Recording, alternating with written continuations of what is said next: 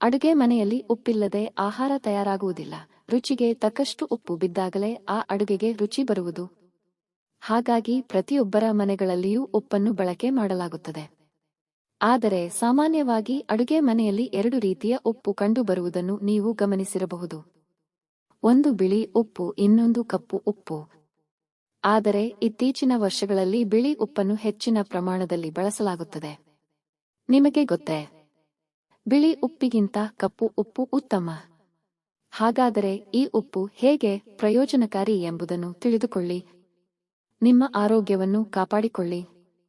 ಸಾಮಾನ್ಯವಾಗಿ ಕಪ್ಪು ಉಪ್ಪುಗಳನ್ನು ಚಾಟ್ ಅಥವಾ ಇನ್ನಿತರ ಪದಾರ್ಥಗಳನ್ನು ತಯಾರಿಸಲು ಹೆಚ್ಚಾಗಿ ಬಳಸಲಾಗುತ್ತದೆ. ಇದರಲ್ಲಿ ಕಬ್ಬಿಣ, ಕ್ಯಾಲ್ಸಿಯಂ ಮತ್ತು ಪೊಟ್ಯಾಸಿಯಂನಂತಹ ಖನಿಜಗಳು ಅಧಿಕವಾಗಿರುವುದರಿಂದ ಸಾಮಾನ್ಯ ಉಪ್ಪಿಗಿಂತ ಹೆಚ್ಚು ಪ್ರಯೋಜನಕಾರಿಯಾಗಿರುತ್ತದೆ. ಇದರಲ್ಲಿ ಕಡಿಮೆ ಸೋಡಿಯಂ ಅಂಶವಿರುವುದರಿಂದ ಅಧಿಕ ರಕ್ತದೊತ್ತಡದ ಸಮಸ್ಯೆಯನ್ನು ಉಲ್ಬಣಗೊಳಿಸುವುದಿಲ್ಲ ಎಂದು ತಜ್ಞರು ಹೇಳುತ್ತಾರೆ.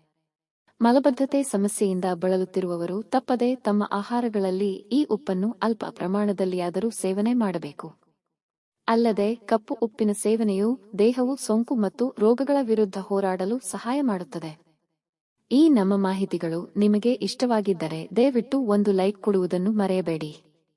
ಈ ಮಾಹಿತಿ ನಿಮ್ಮ ಸ್ನೇಹಿತರಿಗೂ ಮತ್ತು ಕುಟುಂಬಸ್ಥರಿಗೂ ಅಗತ್ಯವಿದ್ದರೆ ಶೇರ್ ಮಾಡಿ.